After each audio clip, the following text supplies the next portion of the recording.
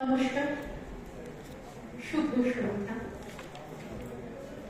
শিল্পীমণির এই আয়োজনে আমি মঞ্চে উপস্থিত হতে পেরেছি, অবশ্যই অপার ভালো লাগা। আমি অন্তরের শ্রদ্ধা ও কৃতজ্ঞতা জানাবো কবি, গবেষক, গীতিকার, নাটককার কেতকী প্রসাদ রায় দাদাকে। আর এখানে যারা উপস্থিত আছেন সবাই আমার প্রিয়জন, প্রত্যেককে আমার শ্রদ্ধা, ছোটদের ভালোবাসা। তবে শুধু কেতকী তারা, পুরো পরিবারটাই, এটা নতুন করে বলার নেই। বৌদি এবং রিক তারা সঙ্গে আছে বলে শিল্পী মন এইভাবে এগিয়ে চলেছে। আর আমি 1:30 এসেছি, তখন থেকে দেখছি নন্দিনী এবং অংশমাতার অসাধারণ সঞ্চালন। শোনাব এক গুচ্ছ চাবি, কবি সলিল চৌধুরী।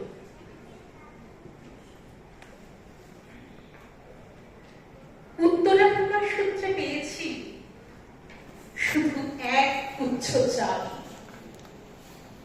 ছোট বড় মোটা বেটে নানা রকমের নানা ধরনের চাবি। মা বললেন যত্ন করে তুলে রেখে দে। তারপর ক্রমশ বয়স বাড়ল, জীবন ও জীবিকার সন্ধানে পথে নামতে হল। পকেটে সম্বল, শুধু সেই এক গুচ্ছ চাবি, ছোট বড় মোটা বেটে নানা রকমের নানা ধরনের চাবি।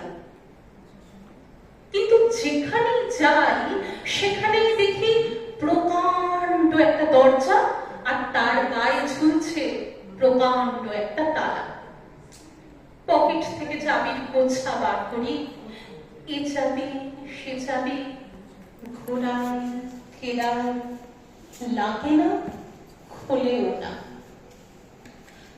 শ্রান্ত হয়ে বাড়ি ফিরি, মা দেখে আর হাসে, বলেন ওরে তোর বাবার হাতেও ওই চাবিগুলো দিয়ে বন্ধ দরজাগুলো খোলেনি। শুনেছি তার বাবার হাতে নাকি খুলতো। আসলে কি জানিস, এসব চাবি হলো সততা, সত্যের, যুক্তির, নিষ্ঠার।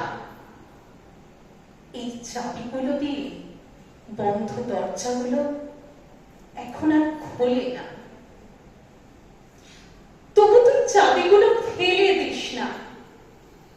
তুইও যখন চলে যাবি, তোর সন্তানের হাতে ওই চাবির গুচ্ছ দিয়ে যাস। হয়তো তাদের হাতে, হয়তো কেন, নিশ্চয়ই তাদের হাতে এই সততার, সত্যের, যুক্তির, নিষ্ঠার চাবিগুলো দিয়ে জীবনের বন্ধ দরজাগুলো খুলে যাবে, খুলে যাবে। নমস্কার, সবাই ভালো থাকবেন।